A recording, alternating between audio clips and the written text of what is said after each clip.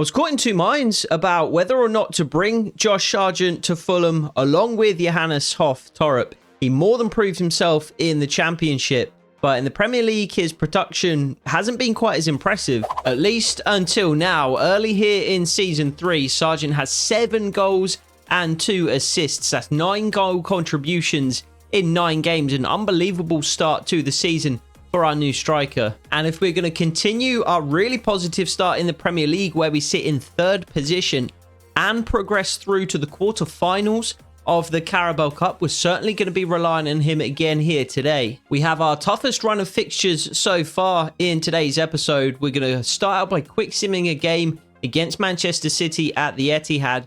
I'll show you highlights of our 4th round Carabao Cup fixture against West Bromwich Albion before we host Everton at Craven Cottage in the featured game of today's episode. You can have highlights of Nottingham Forest as well at the City ground, and we'll round things out by quick simming our game against West Ham. So Sargent does start up front against Manchester City, but even with our star man pairing alongside Rodrigo Muniz, I don't fancy us to get anything out of this game. And indeed, we do not. Manchester City run out fairly comfortable 4-2 winners.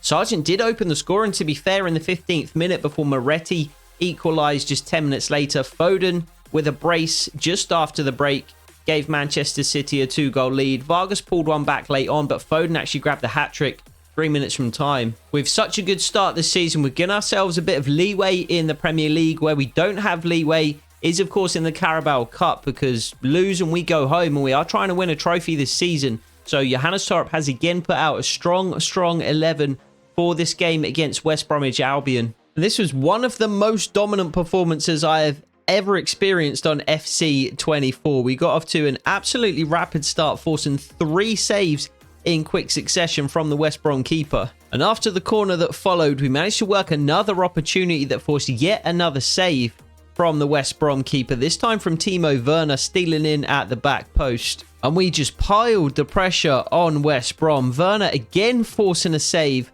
from the West Brom keeper. Josh Sargent hitting the side netting with his rebound. West Brom could barely touch the ball. Every time we had possession in their half, we were creating goal-scoring opportunities. This time, Rico Henry finding Josh Sargent at the back post. Again, he can't find the back of the net. But somehow, despite the domination, West Brom did manage to hang on to a 0-0 draw at half-time. It looked as though we were going to open the scoring very, very soon into the second half. But again, it was an incredible point-blank reaction save that prevented us from doing so. And it wasn't just our excellent play that led to goal-scoring opportunities. It was West Brom's lazy, lackadaisical defending and playing out from the back that invited opportunities as well. How Josh Sargent didn't bury this one, I have no idea. Sargent did finally manage to bury one in the back of the net, though, as he brought the ball down the right-hand side, cutting onto his left foot, and it was a rare collector's item left-footed finish from Josh Sargent to finally make it 1-0. And from there, the floodgates opened. I don't really know why West Brom was so poor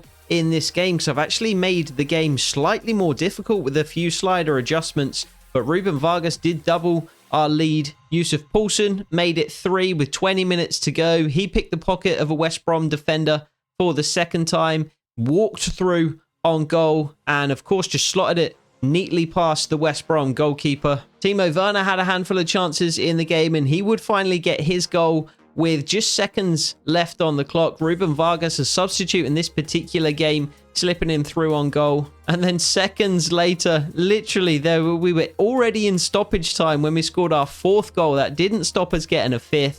Yusuf Poulsen grabbing a 2nd. And as I said, West Brom were not only bad, but inexplicably bad. And we do absolutely trounce them 5-0 in the 4th round. Brentford overcome Burton Albion. West Ham beat Hull City to progress, and Leeds United actually beat Newcastle on penalties, 1-1 after full time.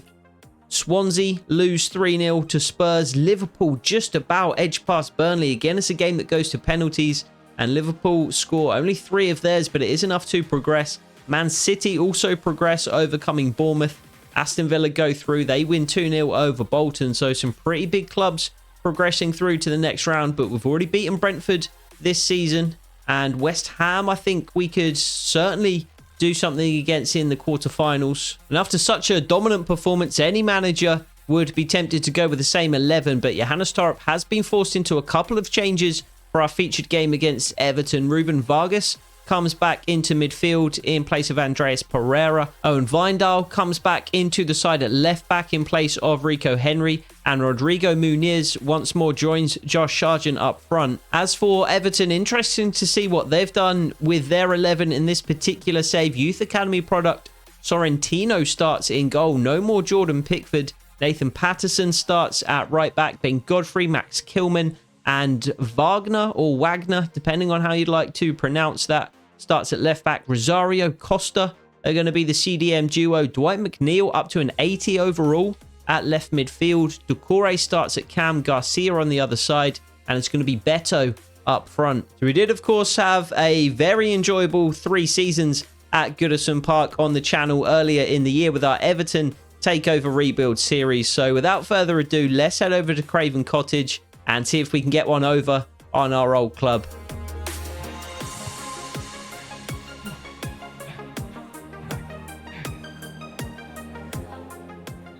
So we are up in the commentary box at Craven Cottage in the Premier League once more. Safe in the knowledge that we are through to the next round of the Carabao Cup. We haven't played any fixtures yet in the FA Cup, but I think if we are looking for a trophy this season, I think we need to go all in on the Carabao Cup. Obviously, once we do finally get an FA Cup fixture appear, it's going to be right at the beginning of the tournament. Second round, third round, something like that. Whereas the Carabao Cup, we are through to the quarterfinals now. I haven't seen yet who we are drawn against, but I imagine we'll find out before the end of today's episode. So if we are looking for a trophy to put in the cabinet here in the final series of FC24, the Carabao Cup surely has got to be it. I mean, at this rate, we could win the Premier League. Nah, we couldn't. Even with such an incredible start that we've had, we're still miles off the pace behind Spurs and Man City. And that's why I can't really ever see myself winning the league on FC, certainly on 24. But probably even onto 25 and beyond. It's just, oh, that's such a poor touch from Sargent. Everton fortunately can't get the shot away. It's just such a tall task to win the league. And that's a loose pass from Youssef. This is not the kind of start that we wanted to get off to. We've actually dropped to 5th in the Premier League now. We were sitting pretty in 3rd for quite a while. But I mean, certainly would have taken 5th at this point in the season before the season began. Schlager puts a foot in. This is certainly not the start that we got off to against West Brom. It was an absolutely rip-roaring beginning to the game, and we never ever let up for 90 plus minutes. Absolutely inexplicable performance from West Brom. We've been kind of struggling our way through the Carabao Cup so far. As Ruben Vargas looks to burst through, doesn't really have support. He does now in the shape of Sargent and Muniz. It's a poor cross though, straight into the hands of Sorrentino. We have made the switch to manual crossing today. I've had several issues with manual crossing over the course of the year. Just hasn't really been functional at all at various points. So for the majority of FC24, I've been using semi-assisted crossing. It is a little bit overpowered though. Semi-assisted is so much closer to assisted than it is to manual. Look at that for a ball in from Emerson Royal though. Semi-assisted is far closer to assisted than it is to manual. And we do score a lot of goals from crosses. That has been pointed out by a couple of people in the comments. We did, of course, see that several times from Marius Wolf. He was an absolute weapon, finding Josh Sargent multiple times a game across Season 1 and Season 2. Having switched back to manual crossing, though, I think it must have been patched in one of the updates at some point. I haven't been back to manual crossing in quite some time, but it feels like so much of an improvement as Wagner takes a tumble, almost retains possession. Beto somehow does win possession back from Emerson Royal as Wagner stays down in a heap. We're going to play on, though, as Royal tries to outrun Beto down this right-hand side, manages to do that, lofts the ball into the path of Josh Sargent. He finds Muniz on the edge of the box. And it's wide. Not sure how happy Everton would have been if we would have put the ball in the back of the net there with one of their players still down on the edge of our penalty area, but the referee doesn't need to stop it unless it's a head injury, which it clearly wasn't. And we're under no obligation to put the ball out of play there. Beto certainly hadn't given up on it. Good to see Beto still out there for Everton. He was surprisingly effective in our first season at Everton. And into our second season, we kept him for 2 seasons, I believe. And he was actually really good. Muniz cuts inside, gets his shot away. What a finish that is, Rodrigo Muniz. Goal of the season, perhaps. I think we saw that an episode or 2 ago from Alex Iwobi as he cut in off the left-hand side. This goal is not too dissimilar. It's a very... I thought at first glance it was the outside of the foot that Muniz used, but it looked like the instep there on the instant replay. Still a fantastic goal, and what a way to open the scoring at home against Everton. And I had a feeling before we came into this game that it was going to be another rout, basically. That it was going to be a similar scoreline to West Brom, because we just could not be stopped against West Brom. The West Brom goalkeeper was the only one who managed to stop us, and that, I mean, that was only delaying the inevitable. He made a handful of incredible saves, and he still couldn't stop us putting 5 past him. And we just feel, it just feels like we're in that groove at the moment. The tactics are perfect. The players fit the tactics immaculately. Several players are in incredible form. Everything is just clicking right now. We never really hit this kind of period of form with Norwich. Almost at any point, even in the Championship, things didn't feel quite as good as they feel right now. Schlager puts the ball into the box, hooked clear by Everton, and they will be first to the rebound with Garcia, or to the second ball rather, as Beto collects. Even in the Championship with Norwich, when we were scoring goals, when we were hitting kind of real purple patches in form, certainly late in the season when we made our surge towards top spot in the table, Sargent onto his left foot, fires back across his body, parried away by the Everton goalkeeper. A young, inexperienced, maybe not Premier League worthy goalkeeper between the sticks for Everton today. I'm not sure what's happened to Jordan Pickford, to be honest. He comes out and punches that clear, though. Good command of his area, if nothing else. Bassi just finds Emerson Royale, who finds Schlager, and we're going to strike from range here. That's going to be blocked. Easily blocked by Everton. Just a 72 overall, the Everton goalkeeper, and that was part of the reason why I thought we might be in luck today in terms of scoring a few goals and getting a convincing performance. I did put the best 11 out there for Everton again. The 11 that they had selected was not close to being their strongest. What a ball that is. What a save that is. I did this in, what was it, the last episode against Brentford? Talked down Angel Correa at the start of the game. Kind of invited him to put in a performance and prove me wrong. He didn't really manage to do that. Looks as though the Everton goalkeeper here may, though. Schlager again delivers the corner. Diop. I thought it was in. I thought it was in, and I bet the goalkeeper did too. Diving away to his left-hand side. Doesn't get there. But it flashes wide. Diop's header. So Everton had Lewis Dobbin in the starting lineup. He hasn't really progressed here. He didn't really progress for us in the takeover rebuild either. He was a bit of a disappointment. I think that's probably harsh, though. Probably harsh to call him a disappointment. We didn't exactly, you know, give him a true crack at a first-team role, to be honest.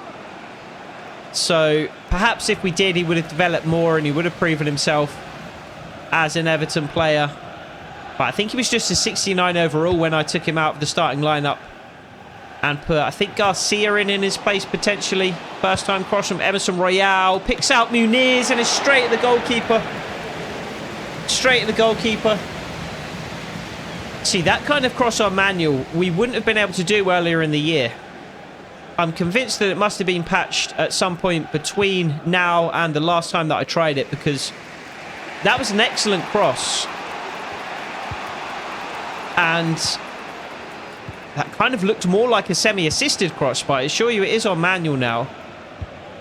And that just those kind of crosses just weren't possible earlier in the year. You just did not get that kind of accuracy, that kind of whip, that kind of pace on manual crosses earlier in the year.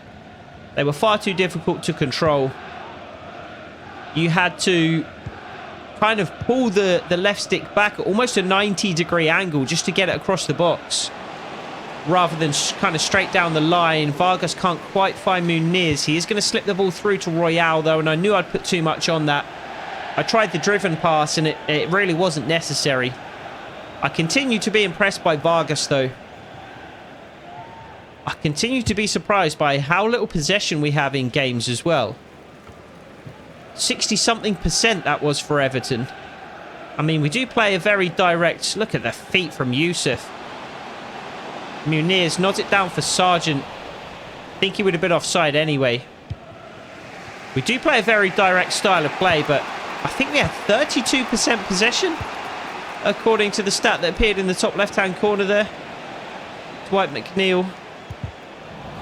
Really poor pass. Straight to the feet of Diop. Emerson Royale, Adrabaya. Maybe we can take a few moments as we approach the last 5 minutes of the first half to keep a little bit more possession here. I don't really... That's such a bad pass. And that's why we don't keep possession. I don't know why I'm trying to kind of... No. Thank God for that. I don't know why I'm trying to adjust the way that we're playing. We don't need to keep more possession. We're playing perfectly effective football, allowing the opposition to keep possession and hitting them on quick counter-attacks. It's been working for us so far. It's what's got us through to the quarterfinals of the Carabao Cup and into 5th place in the Premier League. Ruben Vargas, can he dig out a cross? Yes, he can. Sargent in the box. Can't quite get on the end of it. Schlager wins the second ball, though. But headed clear by Everton. Good to see Nathan Patterson in the Everton starting lineup as well. He was a player who did progress for us. He won Most Improved Player, I believe, at the end of Season 1. And really kicked on from there. Was one of our more consistent players. It should be 2-0. Muniz should have put that on a plate for Sargent, and he should have absolutely fired it past the goalkeeper. It should be 2-0 here. That doesn't seem like a crazy opportunity, because we didn't even get a shot away. Sargent. Now it is 2-0. Never mind. I'm not too fussed. Sargent, of course, finds the back of the net. When doesn't he find the back of the net? And what is that for him now then? 11? No, it must be 9 goals, 2 assists. If he didn't get an assist in the previous game against West Brom, which he may well have, but it is at the very least 9 goals, 2 assists in 11 games. Maybe 12 games. Pretty sure we're still on a goal contribution per game for Josh Sargent, which is just incredible. And almost 2 minutes deep into stoppage time. That is a perfect time to score. 1 goal leads are always obviously very, very tentative, as the referee's halftime whistle does go, and it's another dominant performance. Not quite as dominant as the West Brom game, but fairly close, to be fair. And as I was saying, 1 goal leads are fairly tentative. You come out after the break with a 1 goal lead, you never quite know what the opposition are going to do, whether they're going to take the initiative in the second half. But you come out with a 2 goal lead, it just feels so much more comfortable. Thank you for checking out this episode of our realistic Norwich City career mode. If you're enjoying the content, make sure you leave a like. And if you want to see more content like this in the future, make sure you hit that subscribe button. We're approaching the end of the FC24 cycle now, but there'll be plenty more content to come with the release of FC25, including 12th man memberships. If you want to get more involved with the channel, check out the membership tiers on my homepage. Memberships start at less than £2 per month and come with a whole host of benefits and rewards, including you being able to feature in my career mode saves. We'll be starting a road to glory with a created club as soon as FC25 drops. So if you want to be included in the save or even feature in our starting 11, become a 12th man member of the channel today. 12th man members also get exclusive early access to all of my videos, not only my career mode series, but also my realistic slider sets and everything else in between. If you want more information about exactly what each tier involves, be sure to check out this video on my homepage. If memberships aren't for you, you can also join the public area of my Discord server, or just keep watching and enjoying the content for free right here on YouTube. As always, I appreciate all of your encouragement and support. Now, let's get back to the video. So we do come out after the second half with a 2-goal lead, feeling nice and comfortable. And I don't see any real need to press the issue in this second half. We'll grab another goal if we can. That's another poor pass, this time from Owen Wijndal. And I thought we'd be a little bit better playing the ball across the back five. I certainly wanted to be a little bit better playing the ball across the back five in the second half here, just to try and see this game out, as I think Everton will try and take the initiative, as Nathan Patterson's cross is blocked by Owen Wijndal, and it does go out for an Everton corner. 9 goals in 11 appearances. That, I believe, is in the Premier League alone for Josh Sargent. And he did, of course, feature in the Carabao Cup against West Brom. I think that potentially was his first Carabao Cup game. And Vargas could be away here. Leno has found him with the throw. And there is no support. Vargas is going to have to go alone, at least for the time being. Almost managed to lay it off for Josh Sargent. Excellent throw from Bernd Leno to find Ruben Vargas. But unfortunately, the support couldn't quite come quick enough. That's a lucky bounce that allows the ball to travel through to Yusuf. And Wijndal whips the ball in. Not quite enough pace on that particular cross. Yusuf will press, though, and try and win the ball back high up the field. Muniz will do the same, but it's a lovely turn away from the danger from Ben Godfrey. And as I said in the highlights after the West Brom game, I have made the game ever so slightly harder with a couple of very minor slider tweaks. And I do mean very minor, but they were slider tweaks in favour of the CPU. And these dominant performances, I mean, it is all us. Schlager. I want to strike from range here. A lot of power on the strike. So much power that the goalkeeper, despite the shot being straight at him, had to parry away and collect at the second time of asking. Beto. Diop corrals him and forces him wide. Can't win the ball back, though. Does force a loss of possession from Beto, though, giving it up to Emerson Royale. And a nice big switch of play from Ruben Vargas as Yusuf collects. And Wijndal on the overlapping run, but that's too slow from Yusuf. His feet needed to be quicker if he's going to try something like that. Vargas finds Schlager. Wijndal. Yusuf once more again is too slow, this time in finding the space. Really poor pass from Nathan Patterson, though, and a bizarre sliding challenge. Another kind of inexplicably poor performance from Everton. Emerson Royale. Oh, couldn't quite find Ruben Vargas. It feels like we shouldn't be this dominant. But I haven't done anything but play well to make us this dominant. Even our coaches are only silver. They're not even gold coaches. So we don't even have kind of overpowered boosts from, you know, our coaching staff. I think I mean, the only explanation is the tactics are pretty much perfect for our personnel. And we are playing incredibly well using those tactics. And I'm certainly not going to complain.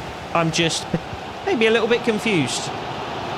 Muniz, Yusuf, Vindal with the overlapping run. Yusuf with the underlapping run. And he can't quite find Sargent. Sargent had taken up a nice little position. Yusuf had to thread the needle if he was going to get the ball to him. Couldn't quite manage to do that. And I think Sargent will be making way next time the ball goes out of play. And this time it is going to be a free kick to Everton. This might give us an opportunity to make those changes. Couldn't quite pause it in time. So we will continue until the ball does actually go out of play. Ball pass from Schlager. We have just got a little bit complacent here in the second half. Taking our foot off the pedal a little bit. Something we never did against West Brom. And Yusuf is coming off as well. He's been awful. He's been awful for the most part today.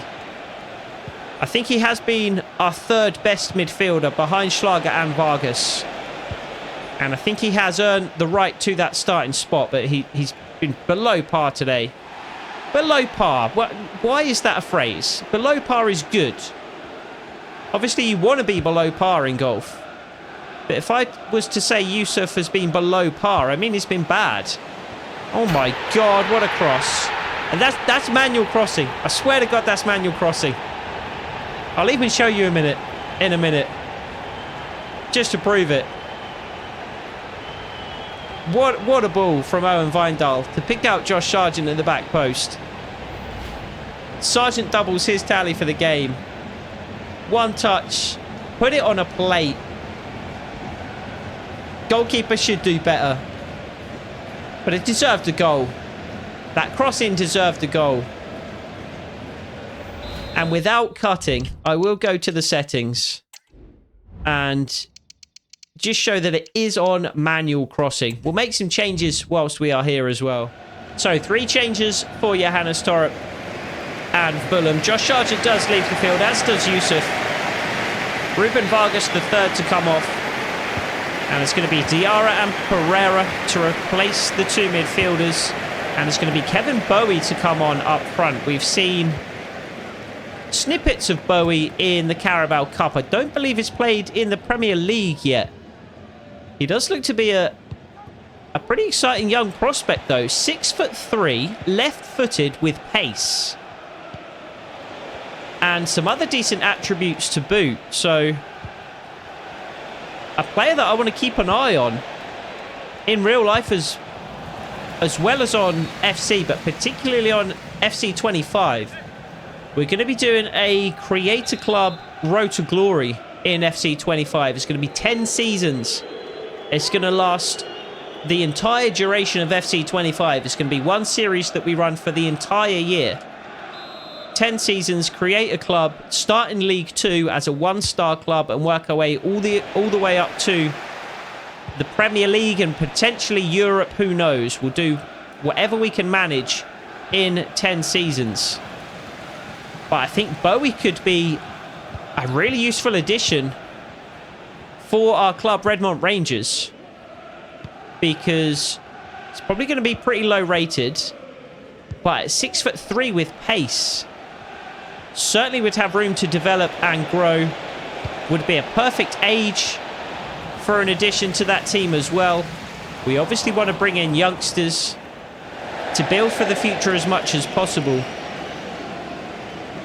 So I'm really excited for that series. You can feature in that series if you would like. So I will be creating custom created players for anybody who signs up for Tier 2 or Tier 3 memberships on the channel. A Tier 2 membership means you can feature in the save, but you'll be on a CPU team of your choice. So any team that we're not using in the save, basically.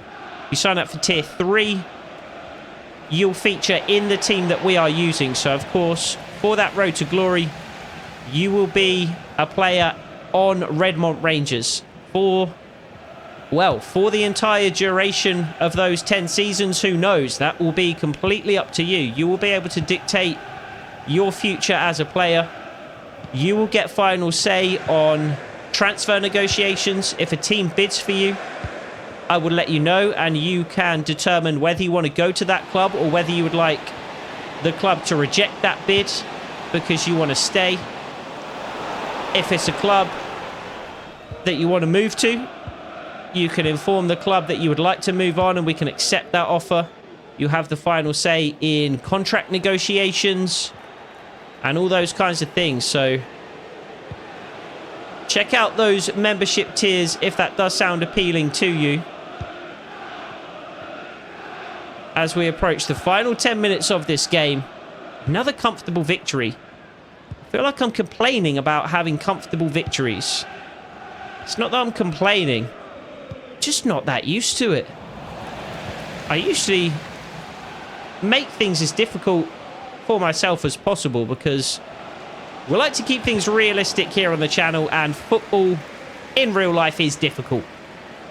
So trying to keep things realistic basically means make it as hard for yourself as possible. So it feels a little bit foreign to be dominating so much with a team, but I'm certainly not going to complain.